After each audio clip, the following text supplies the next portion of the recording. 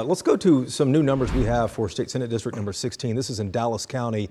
And this is one, it's in Dallas, but people are watching this one statewide. Nathan Johnson, the incumbent, with 65% of the vote. He is being challenged by a fellow Democratic state rep, an unusual race here. That's why we're really looking at it. Victoria Niave Criado, she's at 35%. And I believe we do have right now the senator himself at Vector Brewing. Senator Johnson, Jason Whiteley here in Dallas. Good to see you again. First reaction to these numbers. I know that you and your opponent both thought this would be a closer race. It's very gratifying. We have worked extremely hard at trying to communicate with voters to run a positive message. You never know how elections go ever. Polling is never accurate. So it's a scary time, but it's an important time. As I discussed with you when I did that early interview in the primary stage, it's an opportunity for the voters to engage in the process in a way that they can't before because it doesn't have the coverage, it doesn't have the attention. We are very happy with the way it's come out. I think we got our message across.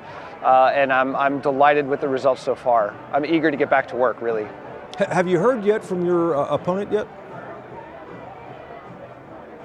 I have not yet. I think, probably want to see some more results come in. I've not heard yet from Victoria. I'm sure I will. Senator, what message do you think this sends? There's a 30-point difference between you and her. What message does that send? The way I read this, Jason, is we tried to run a very positive message about the importance of getting real work done at the same time as fighting against that rightward drift that really threatens the future of Texas. At that same time, you've got to make sure people are getting health care. You've got to make sure we have a future with water and electricity and that our education system stands up. And I think people really responded to the scope of work that the good people in my office and I have been able to do. And if it sends a message at all, it's that people really want some things accomplished and they want change in this state, and it means rolling up your sleeves and making sure that you get bills passed, that you kill bills where you can, and that you make sure that the needs of the district and state are met. When this is all said and done, do you think there's any ill will, any bad feelings at all in the Democratic Party? Oh, I think in the Republican Party, the Democratic Party, anytime there's a primary season, there's bad feelings because it's hard. People want to win. It can get ugly. People say things that maybe they shouldn't, but that's politics. We all have to be grown-ups here. On the other side of this, it's extremely important, particularly in the Democratic Party, where we are trying to build strength.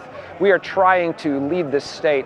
It's really important that people get past the ill feelings of the primary, come back together and get to work on what matters. But that itself takes work. It's its own kind of work to get over the ill feelings that can come out of a difficult competition. And Senator, last question for you. This is a curveball here for you, but besides your race, which you've been concentrating on for a long time, I think they're watching some numbers back there in the background.